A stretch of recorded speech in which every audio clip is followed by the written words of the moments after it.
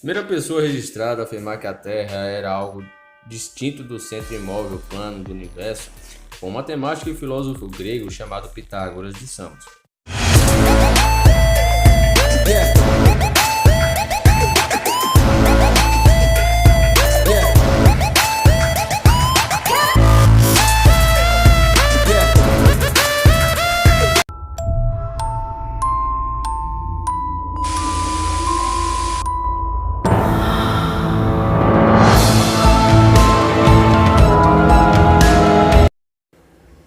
Avançando rapidamente para 1522, o explorador português Fernão de Magalhães tornou-se a primeira pessoa na história conhecida a navegar com sucesso ao redor do mundo. Essa circunnavegação da Terra tornou-se rapidamente e contínua, sendo louvada hoje como prova absoluta da Terra esférica. Se Fernão de Magalhães foi capaz de navegar de leste a oeste ao redor do mundo inteiro e retornar ao seu ponto de partida, certamente a Terra não pode ser plana e deve ser um globo, certo? Errado. Assim como um compasso que pode posicionar seu centro no pedaço de papel, traçar um círculo para qualquer lado e retornar ao ponto de partida original, de igual modo um navio-avião pode circunnavegar a Terra plana. O único tipo de circunnavegação que não poderia acontecer numa Terra plana é do tipo Norte e Sul, a qual até hoje jamais foi feita.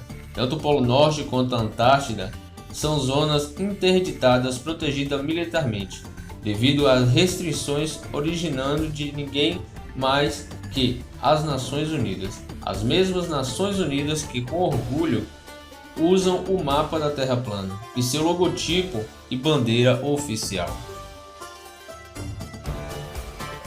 Em 1543, a poucos dias de sua morte, o maçom e jesuíta Nicolau Copérnico publicou seu livro Das Revoluções das Esferas Celestes, que reviveu a antiga cosmologia copernicana de Pitágoras e começou a assim chamada Revolução Copernicana, para longe do modelo plano geocêntrico e em direção ao modelo global heliocêntrico. Já em seu livro, afirmava que a Terra era uma esfera giratória oscilante, revolvendo as velocidades dilacerantes ao redor do Sol estacionário. Foi recebido inicialmente com a devida incredulidade. Copérnico sempre enfrentava isso, afirmando suas teorias eram meras hipóteses e não deveriam ser consideradas como verdadeiras. Em seu livro, ele escreveu: o ensinamento pitagórico foi fundado sobre hipótese e não é necessário que a hipótese seja verdadeira ou mesmo provável. A hipótese do movimento da Terra é apenas uma hipótese útil para explicar fenômenos, mas não deve ser considerada como uma verdade absoluta. Contemporâneos de Copérnico, como o astrônomo dinamarquês Tycho Brahe, celebramente argumentou contra seu modelo heliocêntrico, postulando que, se a Terra revolvesse numa órbita ao redor do Sol, a mudança na posição relativa das estrelas após 6 meses de movimento orbital não poderia ser vista. Brahe escreveu que as estrelas deveriam parecer se separar ao nos aproximarmos e se juntar ao nos afastarmos. Na realidade, contudo, após milhões de milhas suposta órbita ao redor do Sol, sequer uma única polegada de paralaxe pode ser detectada nas estrelas, como até nota a Wikipédia. A falta de qualquer paralaxe observável era considerada uma falha fatal de qualquer teoria não geocêntrica. A resposta de Copérnico a esse óbvio foi simples. Ele deslocou-as tão absurdamente longe da Terra que, mesmo após milhões de milhas suposta órbita ao redor do Sol, nenhuma paralaxe apreciável poderia ser detectada. Copérnico simplesmente precisou afirmar que as estrelas estavam a trilhões e trilhões de milhas de distância, e então, matematicamente falando, seria de fácil impossível detectar tal paralaxe ligeira. Novamente, contemporâneos de Copérnico argumentaram contra essa correção conveniente dele, argumentando com toda razão que se as estrelas estivessem a trilhões de milhas, então, de modo algum poderíamos enxergá-las. Recuando mais uma vez, Copérnico afirmou que a razão de ainda podermos ver essas estrelas a trilhões de milhas era porque elas não eram meros pontinhos de luz translúcidos no céu noturno, mas as estrelas eram de fato bolas de gás gigantescas, bilhões de vezes maiores que o nosso Sol. Então, primeiro Copérnico teve que afastar as estrelas trilhões de milhas da Terra para justificar a falta de paralaxe, e então teve de tornar as estrelas maiores em milhões de vezes para explicar por que chegaremos a vê-las a partir das tais distâncias fantásticas. Por fim, ele ofereceu distâncias muito específicas às equações matemáticas para dar solidez à sua teoria, afirmando, por exemplo, que havia calculado acuradamente a distância do Sol a partir da Terra como sendo de exatamente 3.391.200 milhas. Na virada do século XVII, Tycho Brahe, sob patrocínio do imperador Rodolfo II, começou a construção do maior e mais sofisticado observatório astronômico construído até então. Ao ouvir sobre isso, o astrônomo alemão maçom Johannes Kepler estava determinado a ser aprendiz de Brahe. Apesar de defender a teoria heliocêntrica largamente discutida de Copérnico, Brahe aceitou Kepler de má vontade, como seu aprendiz, baseado no mérito de astrônomo matemático astuto. Brahe deixou Kepler acessar o observatório, mas protegia completamente dele seus dados e descobertas, o que frustrava e enfurecia Kepler, a ponto de eventualmente culminar numa discussão acalorada entre ambos, resultando em Brahe expulsando Kepler. Após muitas reparações e pedidos de desculpas, um ano depois Brahe finalmente perdoou Kepler e o aceitou de volta como seu aprendiz. Desta vez, contudo, Kepler não estava contente com seu papel de mero aprendiz e logo propôs e assegurou uma posição comissionada do novo projeto de Brahe, o imperador Rodolfo, as tabelas rodolfinas. Menos de um mês depois, Tycho Brahe militarmente caiu morto e Johannes Kepler teve acesso a todos os dados cobiçados de Brahe. Livre reino de observatório, se tornou o novo astrônomo oficial do imperador Rodolfo. Evidências circunstanciais abundantes e de motivo há muito têm alimentado essa especulação de que Kepler assassinou Brahe. Brahe tinha apenas 54 anos de idade, estava em boa saúde quando de súbito ficou mortalmente doente e faleceu. Sua causa oficial de morte foi reportada como uma infecção na bexiga, mas a autópsia subsequente de seu corpo revelaram quantidades tóxicas de mercúrio presentes nos cabelos de seu bigode, o que levou muitos pesquisadores a concluir que ele foi envenenado. O livro de 2004, Heavenly Intrigue, sugeriu que Kepler realmente havia assassinado Brahe para ganhar acesso aos seus dados. O próprio Kepler nunca negou isso e de fato escreveu: "Confesso que quando Brahe morreu, tirei rapidamente vantagem da sua ausência ou falta de suspecção dos ares, tomando as observações sobre meus cuidados ou talvez usurpando-as. E então, pelo restante da vida, Kepler trabalhou no observatório de Brahe para o empregador de Brahe, usando os dados de Brahe para promover sua teoria copernicana de que Brahe sempre havia criticado. Ele modificou os cálculos de movimentos celestiais de Copérnico, mudando-os de círculos perfeitos para elipses irregulares, e até formulou uma nova distância do Sol a partir da Terra. Enquanto Copérnico havia afirmado cartogramamente que o Sol estava a 3.391.200 milhas da Terra, ele garantiu à comunidade astrônica que seu novo número de 12.376.800 milhas era a distância verdadeira. Alguns anos depois, em 1608, o primeiro telescópio foi inventado, e em 1609, o próximo campeão do copernicanismo, o astrônomo italiano maçom e provavelmente jesuíta Galileu Galilei, havia adquirido e construído vários deles. Galileu aperfeiçoou a produção de telescópios, aproximando a capacidade de zoom digital de 3 para 30 vezes de ampliação. Em 1610, fez a descoberta mais importante de sua carreira. Com o zoom de 30 vezes de seu telescópio, Galileu afirmou ter visto o que ele descreveu como 3 estrelas fixas totalmente invisíveis por sua pequenez, todas próximas a Júpiter e dispostas numa linha reta através do planeta.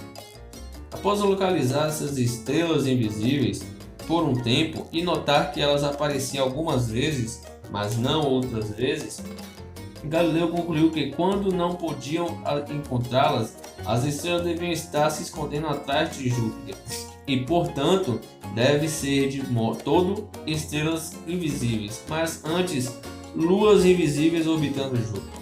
Sua alegada descoberta de luas orbitando Júpiter foi então louvada como prova do sistema copernicano, afirmando que a Terra deve ser um planeta como Júpiter, já que ambos têm luas em órbita. Ainda hoje, a NASA afirma ter telescópios especiais que podem ocasionalmente ver essas luas de Júpiter, tal como Galileu afirmava ver em seus dias, ocasionalmente com seus telescópios especiais. Nos dias de hoje, com telescópios modernos e tecnologia de zoom, podemos ver vários corpos celestes bem mais próximos e com muito mais clareza do que Galileu jamais poderia ter esperado. O Manicom P90 de 2016 tem um zoom óptico de 83 vezes e 332 vezes mais capacidades digitais, o que relega ao vexame telescópio galileano. Porém, mesmo com esse grau de ampliação, as alegadas estrelas invisíveis de Galileu orbitando Júpiter não são encontráveis em parte alguma.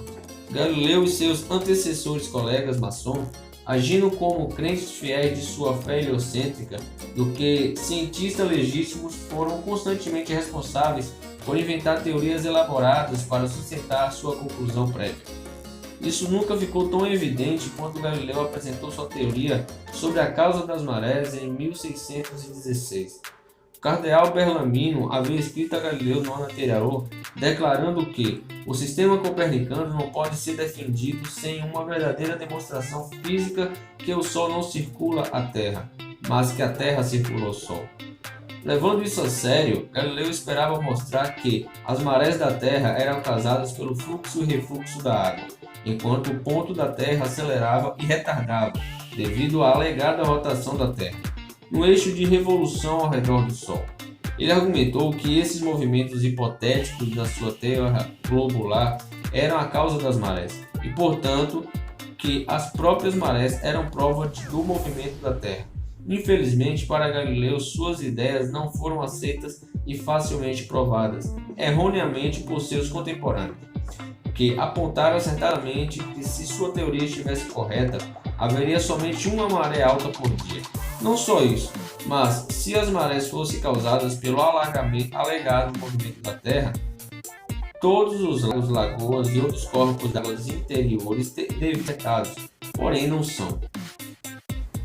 O próximo campeão do heliocentrismo foi o matemático e astrônomo inglês condecorado maçom e presidente da Royal Society, Sir Isaac Newton. Em 1687, Newton publicou seu famoso Principia Mathematica, que apresentou sua ideia de gravidade ao mundo.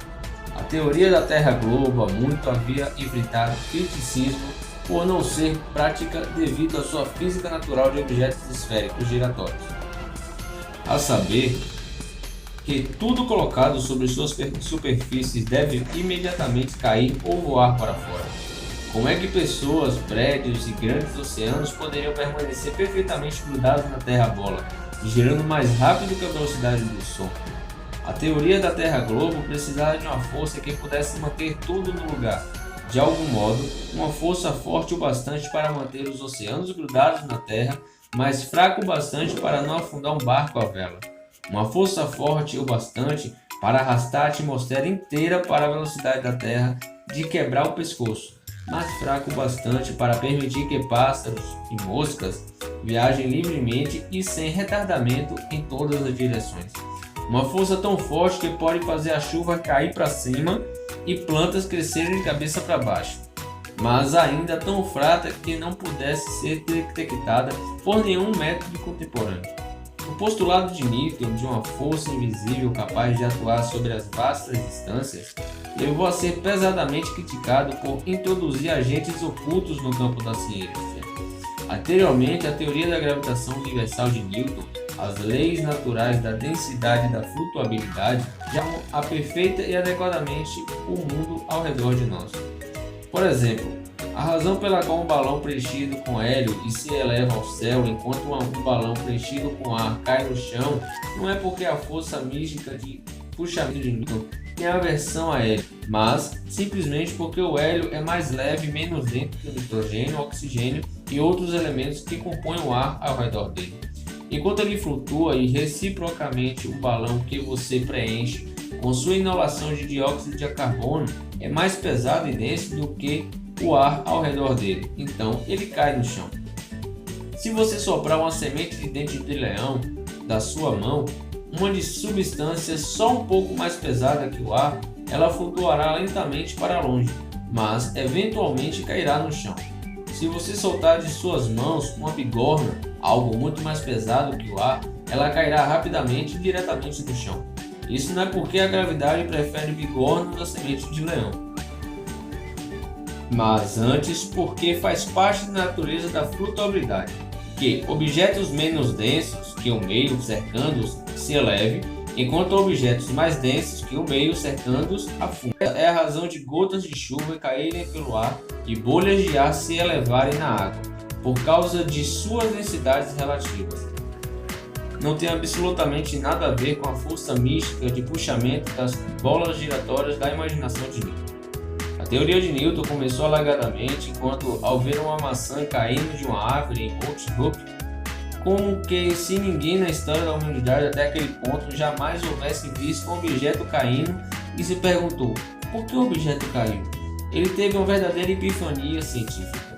A maçã não caiu porque era mais pesada e densa que o ar ao redor dela, mas porque uma força no centro da terra-bola giratória puxou-a para o chão. Newton rapidamente começou a formular sua teoria de gravitação universal, que ele usou para explicar não somente objetos em queda, mas também corpos celestes em órbita. Newton afirmou que a gravidade do Sol, da Lua, da Terra, dos planetas e estrelas fazia com que todos eles orbitassem ao redor dos objetos próximos mais maciços. Então, não somente a gravidade era volúvel e seletiva, quanto às quais objetos ela fazia cair e quais ela permitia elevar-se. A gravidade também era capaz de realizar funções diferentes em escalas diferentes. Na escala humana, a gravidade alegadamente faz as pessoas, prédios e oceanos grudarem na Terra, enquanto que na escala planetária, a gravidade alegadamente fazia luas orbitarem ao redor de planetas e planetas orbitarem ao redor de estrelas. Infelizmente, Newton nunca tocou nisso, mas a questão permanece. Como é e por que a gravidade faria tanto planetas orbitarem ao Sol quanto pessoas grudarem na Terra? A gravidade deveria ou fazer pessoas flutuarem ao redor de órbitas circulares suspensas ao redor da Terra, ou deveriam fazer a Terra, a Lua e os planetas serem puxados e todos atraídos para dentro do Sol. Os dois efeitos são muito diferentes, porém a causa é atribuída entre ambos. Ademais, essa atração de objetos maciços que a gravidade alegadamente possui não pode ser encontrada em lugar algum do mundo natural. Não há exemplo na natureza que uma esfera maciça ou qualquer objeto de outra forma que, em virtude somente de sua massa, faz os objetos menores grudarem nele ou orbitarem ao redor dele. Não há coisa alguma demonstrável na Terra maciça o bastante capaz de fazer mesmo um cisco grudar nela ou orbitá-la.